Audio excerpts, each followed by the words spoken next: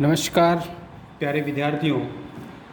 हम पिछले वीडियो में शिवाजी महाराज तक की बात कर चुके हैं और आज हम उससे आगे बात करेंगे विजयनगर और बहमनी साम्राज्य। ठीक है, विजयनगर साम्राज्य संगम के 5 पुत्रों ने, जिसमें हरिहर तथा बुक्का सर्वाधिक प्रसिद्ध थे, तुंगभद्रा नदी के उत्तरी तट पर विजयनगर राज्य की नींव डाली। ठीक है, संगम के 5 पुत्र, ठीक है, जिसमें हरिहर तथा बुक्का जो सर्वाधिक प्रसिद्ध हुए थे, इन्होंने विजयनगर राज्य की नींव डाली थी। ये वारंगल के काकतियों के सामंत थे। बाद में आधुनिक कर्नाटक में काम्पिल्ली राज्य के मंत्री बने थे। मोहम्मद तुगलक ने काम्पिल्ली को रौंदे जाने पर इन दोनों भाइयों को बंदी बना लिया तथा बाद में मुक्त कर दिया गया। ठीक है, मोहम्मद बिन तुगलक, इसने क्या किया था, इन दोनों भाइयों को, बुक्का को और हरिहर को बंदी बना लिया, लेकिन इसने बाद में उसको रिहा कर दिया, मुक्त कर दिया। उनके गुरु विद्यारण्य के प्रयत्न से उनकी शुद्धि हुई और उन्होंने विजयनगर में अपना स्वतंत्र राज्य स्थापित कर दिया। ठीक है, इनके गुरु विद्यारण्य के प्रयास से फिर इनकी शुद्धि हुई और इन्होंने विजयनगर में अपना स्वतंत्र राज्य स्थापित किया, जो शीघ्र ही दक्षिण भारत का शक्तिशाली राज्य बन गया। आज इसकी राजधानी विजयनगर की पहचान हम्पी नामक स्थल खंडहरों से की जाती है। ठीक है, हम्पी, जिसे विश्व विरासत संरक्षण के अंतर्गत यूनेस्को द्वारा सम्मिलित किया गया है। इस यूनेस्को ने इसको विश्व विरासत में शामिल किया है, किसको, हम्पी के खंडहरों को। हरिहर का राज्यारोहण 1336 में हुआ। इसने होयसल के सारे प्रदेश को 1346 में विजयनगर में के अधिकार में ला दिया। बुक्का 1346 में अपने भाई हरिहर का उत्तराधिकारी बन गया। उसने 1377 ईस्वी तक राज्य किया और सारे दक्षिण भारत, रामेश्वरम, तमिल व चेर प्रदेश तक बुक्का ने विजयनगर साम्राज्य को फैला दिया। अब हरिहर द्वितीय, जो 1377 से 1406 तक शासक रहा, बुक्का का उत्तराधिकारी था। ठीक है, तो ये विजयनगर साम्राज्य में जो वर्तमान में हम्पी खंडहर के रूप में है, तो ये देखिए आप चित्र में। नेक्स्ट पेज में देखिए, इस काल में उसका मुस्लिम शासकों के साथ संघर्ष हुआ। यह शिव के विरूपाक्ष रूप का उपासक था। इस काल में मैसूर, वनारा, त्रिचनापल्ली तथा कांजीवरम सहित दक्षिण भारत तक विजयनगर साम्राज्य फैल गया था। ये सारे दक्षिणी भारत के ही क्षेत्र हैं, तो यहाँ तक इसका शासन फैल गया था। बुक्का देवराय प्रथम को हरिहर द्वितीय की तरह बहमनी सुल्तानों से पराजय मिली और 1422 से 1426 तक बुक्का के पुत्र देवराय द्वितीय ने शासन किया। इसे गजबेटकर यानी हाथियों का शिकारी की उपाधि मिली। इसने बहमनी राज्य का मुकाबला करने हेतु पहली बार सेना में मुस्लिमों की भर्ती की। मुस्लिम सैनिकों को भी इसने पहली बार भर्ती करना शुरू किया। इटली के यात्री निकोलो कॉन्टी एवं पारस के दूत अब्दुल रज़ाक ने इसी काल में विजयनगर का भ्रमण किया। इस काल में विजयनगर साम्राज्य की सीमा सिलोन यानी श्रीलंका के सामुद्रिक तटों तक पहुंच गई। इस साम्राज्य के अंतिम शासक क्रमशः मल्लिकार्जुनम और विरूपाक्ष थे। ठीक है, तो ये विजयनगर साम्राज्य था। और अब हम पढ़ेंगे बहमनी साम्राज्य। दक्षिण में बहमनी राज्य एवं राजवंश का आरंभ मोहम्मद तुगलक के एक अधिकारी हसन ने 1347 में किया। हसन ने दक्षिण के अमीरों की सहानुभूति प्राप्त करके तुगलक के खिलाफ फैले विद्रोह का फ़ायदा उठाकर अपना राज्य स्थापित किया था। किसने? हसन ने। हसन डिलाइन करना। ये पारस के वीर योद्धा बहमन का वंशज था। इसने अलाउद्दीन बहमन शाह का खिताब धारण किया था। अलाउद्दीन बहमन कहने लगा था ये। गुलबर्ग में इसने क्या किया, अपनी राजधानी बनाई। इसकी मृत्यु 1358 के समय बहमनी राज्य उत्तर में पेन गंगा से, दक्षिण में कृष्णा नदी और पश्चिम में गोवा से पूर्व में भोंगीर तक फैल गया था। ठीक है, इसकी मृत्यु के समय जब इसकी 1358 में मृत्यु हुई तो इसका जो साम्राज्य था वो इन क्षेत्रों तक फैल गया था। विजयनगर की पश्चिमी सीमा बहमनी राज्य से टकराती थी, अतः दोनों साम्राज्यों से संघर्ष चलता रहा। मुकदल एवं रायचूर दो सीमांत किलों पर अधिकार भी युद्ध का कारण रहा। बहमनी नवे सुल्तान अहमद ने गुलबर्ग से राजधानी हटाकर बीदर को उसने क्या कर लिया, राजधानी बना लिया। ठीक है, गुलबर्ग को हटा करके किसको बना लिया, बीदर। बहमनी राज्य में मुस्लिम अल्पसंख्यक थे, अतः प्रोत्साहन बस कई विदेशी सिया मुस्लिम बहमनी जाकर बस गए। अल्पसंख्यक यानी बहुत कम संख्या में थे उस समय। इस कारण दक्षिणी और अबिसिनियाई सुन्नी मुस्लिम नाराज हो गए। 13वें सुल्तान मोहम्मद तृतीय ने मोहम्मद गवां जो राज्य का एक सेवक रहा था उसको क्या कर दिया, फांसी दे दी गई। गवां की मृत्यु के बाद बहमनी राज्य का पतन प्रारंभ हो गया। ठीक है, आखिर सुल्तान महमूद के राज्यकाल में बहमनी साम्राज्य के 5 स्वतंत्र राज्य बरार, बीदर, अहमदनगर, गोलकुंडा और बीजापुर बन गए। देखो यहाँ से आखिरी सुल्तान महमूद के राज्यकाल में बहमनी राज्य के 5 स्वतंत्र राज्य बन गए। बहमनी 5 स्वतंत्र राज्यों में बट गया, बरार, बीदर, अहमदनगर, गोलकुंडा और बीजापुर, जिनके सूबेदारों ने अपने को स्वतंत्र शासक घोषित कर दिया। बहमनी राज्य में साधारण प्रजा की दशा दयनीय थी, जैसा कि रूसी व्यापारी एथानोसियस निकितन ने लिखा है, जिसने बहमनी राज्य का 4 वर्षों तक भ्रमण किया था, 1470 से 74 तक। ठीक है, ये चित्र में देख लीजिए बहमनी साम्राज्य। ठीक है, अब नेक्स्ट पेज पे आ जाइए। सिख धर्म का प्रादुर्भाव और विकास हम पढ़ेंगे। सिख धर्म को गोविंद सिंह, बंदा बैरागी एवं रणजीत सिंह के साथ इन सबको हम पढ़ेंगे। गुरु नानक देव जो सिखों के गुरु हैं। 13वीं शताब्दी के प्रारंभ से ही पंजाब में मुस्लिम राज्य की स्थापना हो गई।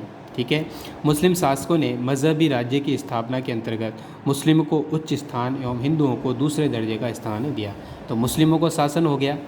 ठीक है, प्रारंभ से ही पंजाब में, मतलब कब, 13वीं शताब्दी, तो मुसलमानों ने जो राज करते थे उन्होंने अपने मजहब को, धर्म को बढ़ावा देने के लिए क्या किया, मुस्लिम जो ने भी थे उनको ऊंचे पदों पर नौकरियां दी, स्थान दिया, लेकिन हिंदुओं को दूसरे दर्जे का स्थान दिया।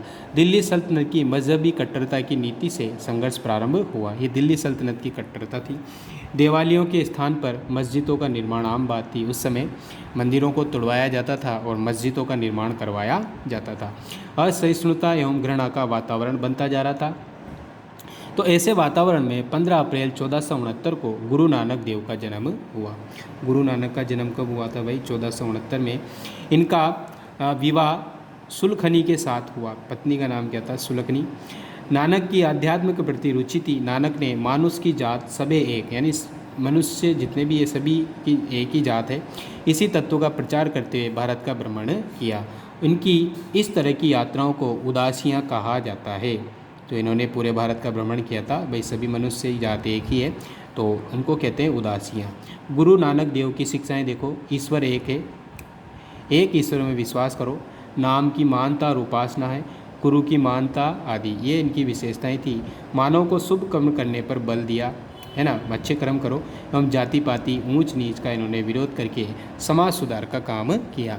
उनका कहना था कि कर्मा दे ओगणे नवेड़े, जाति किसे पूछनी नहीं, जपू जी पट्टी आरती, रही राम एवं 12 माह इनकी प्रसिद्ध रचनाएं हैं। इन्होंने कुछ लिखा भी है, तो जपू जी पट्टी आरती, रही राम और 12 माह इनकी रचनाएं हैं। कर्मा दे होगणे नेवेड़े, जाति किसे पूछनी नहीं, यानी कर्मों से ही व्यक्ति श्रेष्ठ होता है, जात पात किसी से पूछनी नहीं चाहिए, कर्म श्रेष्ठ है। सिख धर्म का प्रवर्तन कर गुरु नानक ने विश्व के धर्म सुधारकों एवं समाज सुधारकों में अपना स्थान पा लिया। ठीक है, तो सिख धर्म को चलाने वाले कौन थे? गुरु नानक देव। ठीक है, अब देखो आगे। नानक देव की शिक्षाओं को स्पष्ट करने का कार्य गुरु अंगद ने किया। ठीक है, फिर दूसरे इनमें गुरु हुए तो उनका नाम था अंगद। तो इन्हीं गुरु नानक की शिक्षाओं को आगे बढ़ाया। जो नानक के शिष्य थे, इनके शिष्य थे अंगद, इन्होंने आगे बढ़ाया। इन्होंने इस हेतु गुरुमुखी लिपि का विकास किया। गुरुमुखी लिपि जिसमें पंजाबी भाषा लिखी जाती है। ठीक है, जैसे हिंदी लिखते हैं देवनागरी लिपि में, ऐसे ही लिखते हैं। नानक देव की वाणी को गुरुवाणी के रूप में लिपिबद्ध करवाया। लंगर प्रथा का प्रचलन, सत्संग के केंद्र मंजिया की स्थापना, गुरु ग्रंथ साहब संकलित करवाना आदि महत्वपूर्ण कार्य किसने किए? अंगद ने। अंगद कौन है? गुरु नानक देव का शिष्य। ठीक है, तो इन्होंने ही क्या किया था? गुरुमुखी लिपि का विकास किया, है ना। लंगर प्रथा पे इन्होंने चलाई थी, सत्संग केंद्र मंजिया की स्थापना करवाई और गुरु ग्रंथ साहब का भी इन्होंने संकलन करवाने का महत्वपूर्ण काम किया। नेक्स्ट पेज से देखिए, सॉरी इसी में देखिए, 1552 में गुरु अंगद की मृत्यु व्यास नदी के किनारे हो गई। उसके बाद नानक जी के बाद गुरु अंगद की भी मृत्यु हो गई। शिष्य अमरदास को नया गुरु बनाया गया। उसके बाद कौन बने? अमरदास। उन्होंने लंगर प्रथा, मंजी प्रथा को कठोरता से लागू किया। जो अंगद ने शुरू की थी उसको इन्होंने और कठोरता से शुरू किया। बैसाखी को त्यौहार बनाया एवं सती प्रथा का विरोध किया। बैसाखी है ना, इन्होंने ही इसको त्यौहार बनाया था कि इन्होंने अमरदास जी ने। बादशाह अकबर भी उनके दर्शन करने गोविंदवाल स्थान पर आया था। गोविंदवाल स्थान गुरु अमरदास के कारण तीर्थ स्थान माना जाता है। गोविंदवाल पर आया था ये। अब है गुरु रामदास के बारे में पढ़ लेते हैं। इन्होंने धार्मिक केंद्रों की संख्या को बढ़ाया और 500 बीघा जमीन पर विशाल सरोवर बनाया, तालाब बनवाया, जो अमृतसर कहलाता है। सिखों का विख्यात नगर अमृतसर इसी नाम से है। तो सिखों का जो अमृतसर पंजाब में है ना, तो वो इसी अमृतसर तालाब के नाम से है। यहाँ के शक्तिशाली समृद्ध किसान सिख धर्म के अनुयायी बने। गुरु रामदास के कहने पर हरिद्वार यात्रा पर लगने वाला कर अकबर ने हटा दिया। कर लेता था अकबर हरिद्वार जाने वाले यात्रियों से, लेकिन इनके कहने पर हटा दिया गया। अकबर से मित्रता रखकर रामदास ने सिखों की संख्या में वृद्धि की। गुरु रामदास ने गरीबों को दान देने की मनसद प्रथा का प्रचलन किया। अब गुरु सतगुरु के साथ साथ सच्चा पातशाह भी कहलाने लगा। एक तो मसंद प्रथा याद रखना, और अब सच्चा पातशाह बन गया। गुरु अर्जुन देव, इसके बाद कौन? अर्जुन देव, सिखों के 5वें गुरु। ठीक है ना, सिखों के 5वें गुरु, सिख धर्म के सच्चे संगठनकर्ता सिद्ध हुए। कौन? अर्जुन देव। धार्मिक अधिकारों के साथ राजनीतिक अधिकार से भी गुरु को संपन्न किया। जहांगीर के विद्रोही खुसरो को आशीर्वाद देने से जहांगीर ने प्राण दंड दिया। ठीक है ना, तो इन्होंने क्या किया था? जहांगीर के विद्रोही खुसरो जो था अमीर, उसको इन्होंने आशीर्वाद दिया था। तो इस कारण से जहांगीर बड़ा नाराज़ हुआ और उन्होंने उसको प्राण दंड दे दिए। आदि ग्रंथ का संकलन, मसंद प्रथा को सुनिश्चित स्वरूप प्रदान करना, धन संग्रह हेतु विदेशों में अनुयायी भेजना ऐसे कार्य थे जिनसे सिख धर्म आर्थिक दृष्टि से आत्मनिर्भर हुआ। अर्जुन देव का प्राण बलिदान सिखों में सैन्य शक्ति के रूप में शक्तिशाली बनने का बदलाव ले आया। अर्जुन देव का शहीद हो जाना सिख धर्म के इतिहास के एक युगांतकारी महान घटना है, जिससे शांति प्रिय सिख संघर्ष प्रेमी हो गए। सिख अब सैनिक संघ बन गया। गुरु अर्जुन देव का पुत्र हरगोविंद सिंह, इसके बाद इनका बेटा हरगोविंद सिंह 1606 से 1645 सिख गुरु बने। इन्होंने शैली यानी ऊन की माला की जगह 2 तलवारें धारण की। ठीक है, पहले ऊन की माला पहनते थे, तो उसकी जगह भी इन्होंने 2 तलवारें धारण करना शुरू किया। एक तलवार पीरी धार्मिक गद्दी एवं दूसरी मीरी। एक तलवार को क्या कहते थे? पीरी, ठीक है, जो धार्मिक गद्दी, और दूसरी होती थी मीरी, राजनीतिक पदवी की प्रतीक थी। भेंट में धन के स्थान पर अस्त्र शस्त्र लेना प्रारंभ किया। ठीक है ना, भेंट में धन पैसों के स्थान पर क्या लेने लगे? अस्त्र शस्त्र। हर मंदिर के पास एक भवन बनवाया जिसमें एक ऊंचा तख्त बनाया गया। इसका निर्माण 1699 में हुआ। इसे अकाल तख्त कहा गया। ये सिखों की राजनीतिक प्रभुता का प्रतीक बनकर उभरा। जहांगीर ने गुरु अर्जुन देव का आर्थिक जुर्माना पुत्र हरगोविंद से वसूल करना चाहा। इनकार करने पर गुरु हरगोविंद को जेल में बंदी बनाकर ग्वालियर के किले में कैद कर लिया। हालांकि हरगोविंद ने सिख पंथ को सैनिक रूप देने का कार्य आरंभ किया था, परंतु बाद के सिख गुरु हरि राय, हरिकृष्ण और तेग बहादुर सिख पंथ का प्रचार करने का ही कार्य करते रहे। ठीक है, तेग बहादुर द्वारा मजहब स्वीकार न करने पर औरंगजेब ने उनका सिर कटवा दिया और उनके लिए लिखा गया कि सिर दिया पर सार यानी सिरड़ नहीं दिया। दिल्ली में उनका स्मारक चांदनी चौक में शीशगंज गुरुद्वारा के नाम से प्रसिद्ध है। ठीक है, किसका? किसके नाम से है? गुरु तेग बहादुर। ठीक है, नेक्स्ट पेज में देखिए, ये पंजाब में अमृतसर का स्वर्ण मंदिर है, सिखों में काफ़ी प्रसिद्ध है। तो इसके सिख संप्रदाय सक्षम बना, लाहौर के सूबेदार को नदौन के युद्ध में पराजित किया और सिखों को सुसंगठित करने, उनकी कुरीतियाँ हटाने एवं नव चेतना जागृत करने के उद्देश्य से खालसा पंथ की स्थापना की। कब की? 1699 में गुरु तेग बहादुर ने। चलो, बलिदानी पांचों भक्तों द्वारा पंज प्यारों पाहुल चरणामृत एवं अमृत छकाना पता से गुला पानी की नए प्रथा प्रारंभ की। पाहुल चरणामृत की और पता से गुला हुआ पानी अमृत छकाना, ठीक है, इनकी प्रथा प्रारंभ की। खालसा पंथ, सॉरी यहाँ से नहीं, हम गुरु गोविंद सिंह से पढ़ना चाहिए था, सॉरी यहाँ से देखिए। गुरु गोविंद सिंह ये 1675 से 1708, ये गुरु तेग बहादुर के पुत्र थे। तेग बहादुर को तो पहले ही मरवा दिया था, जेल में कैद कर लिया था ना, तो उसके पुत्र थे तेग बहादुर के गुरु गोविंद सिंह। ये सिखों के 10वें और अंतिम गुरु हैं, ये याद रखना। पंजाब पर औरंगजेब के अत्याचारों का विरोध करने हेतु उन्होंने शस्त्र एवं शास्त्र शिक्षा हेतु शिक्षण केंद्रों का विकास किया। सिख संप्रदाय सक्षम बना, लाहौर सूबेदार को नदौन के युद्ध में पराजित किया और सिखों की सुसंगठित करने, उनकी कुरीतियाँ हटाने और नव चेतना जागृत करने के उद्देश्य से इन्होंने खालसा पंथ की स्थापना 1699 में कर दी और इन्होंने पाहुल चरणामृत की, अमृत छकाना, ये इसकी प्रथा को प्रारंभ किया। खालसा पंथ के सिखों को 5 ककार, अर्थात ये 5 ककार आप देखो कौन से हैं, ये सब सिख, कड़ा, केस, कच्छ, कृपाण और कंगा, ये पांचों चीज़ें आवश्यक रखते हैं ये सिखों में। औरंगजेब युद्ध की आशंका के कारण उन्होंने 1699 में ही अपना आनंदपुर साहिब में एक सैनिक केंद्र खोल दिया और गुरु गोविंद सिंह धार्मिक स्वतंत्रता एवं राष्ट्रीय उन्नति का ऊंचा आदर्श रखते हुए सिखों के उत्कर्ष में लगे रहे। 1705 ईस्वी में मुगलों के आक्रमण के कारण उन्हें आनंदपुर को छोड़ना पड़ा। अंडरलाइन कर लो इसको।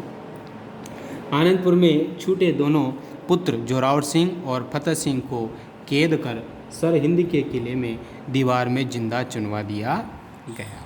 ठीक है, इनके 2 बेटे, जब आनंदपुर से ये मुगलों के आक्रमण से आनंदपुर छोड़ दिया तो इनके पुत्र थे जोरावर सिंह और फतेह सिंह। तो इसको जो औरंगजेब था उसने सरहिंद के किले में दीवार में जिंदा चुनवा दिया गया, परंतु उन्होंने धर्म परिवर्तन नहीं किया। ठीक है, चमकौर के युद्ध में अपने 2 पुत्रों अजीत सिंह और जुझार सिंह इनके शहीद हो गए। खुरदाना के संघर्ष में 40 सिखों ने वीरगति प्राप्त की। उन्हें मुक्ता एवं स्थान में मुक्तसर कहा गया।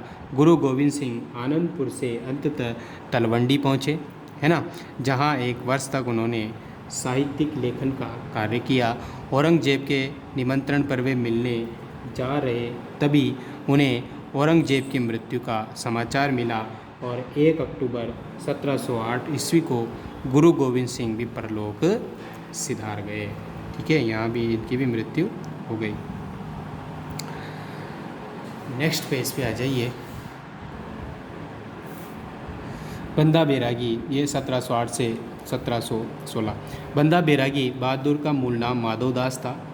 इनका 1670 में राजपूत परिवार में जन्म हुआ था और गोदावरी नदी के तट पर आश्रम में निवास करते थे। गुरु गोविंद सिंह के दक्षिण प्रवास के समय इन्होंने स्वयं को गुरु बंदा कहा, अतः बंदा बैरागी के नाम से ये प्रसिद्ध हुए। गुरु की आज्ञा से वे गुरु का शेष कार्य पूरा करने पंजाब में पहुँचे। उस समय सूबेदार वजीर खां के जुल्मों से पंजाब के लोग परेशान थे। ये सभी बंदा के नेतृत्व में संगठित हो गए। बंदा ने सर्वप्रथम सरहिंद पर धावा बोला। वजीर खां ने जिहाद का नारा देकर पंजाब के समस्त मुस्लिमों से बंदा का मुकाबला करने का आह्वान किया।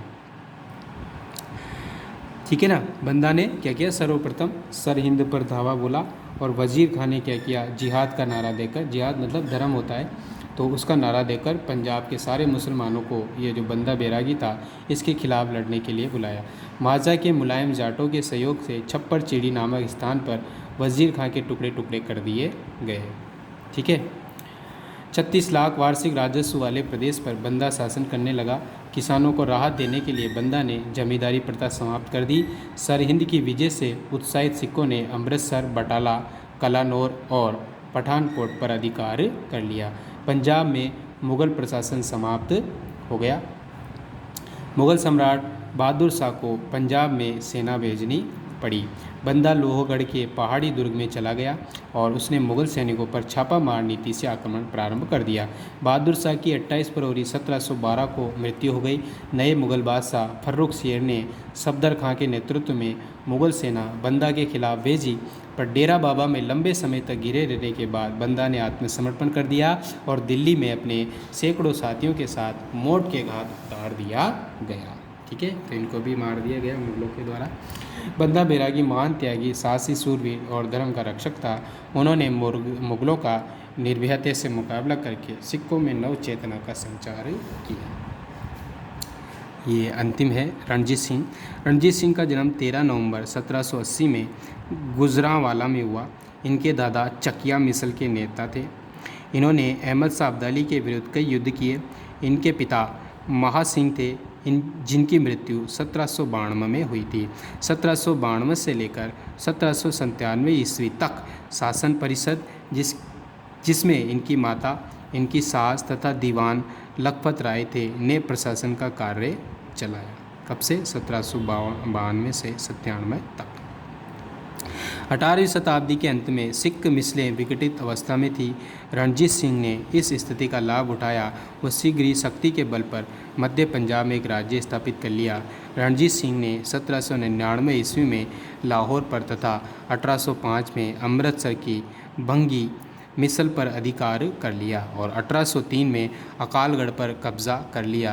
1804 में गुजरात के साहिब सिंह पर हमला कर पराजित किया और 1808 में रणजीत सिंह ने सतलज नदी पार करके फरीदकोट और मलेरकोटला तक अम्बाला को जीत लिया। परंतु 1809 में अमृतसर की संधि के बाद सतलज नदी के पार के प्रदेशों पर अंग्रेज़ों का अधिकार स्वीकार कर लिया गया और 1818 ईस्वी में मुल्तान और 1834 ईस्वी में पेशावर पर कब्जा किया और 1839 में रणजीत सिंह की मृत्यु हो गई। ठीक है, ये कुछ महत्वपूर्ण बिंदु हैं जो आप पढ़ लेना। तो आपका ये चैप्टर जो है कंप्लीट हो गया है। ठीक है बच्चों, तो आज के लिए काफ़ी है और कल के लिए बहुत कुछ बाकी है। ओके बच्चों, धन्यवाद।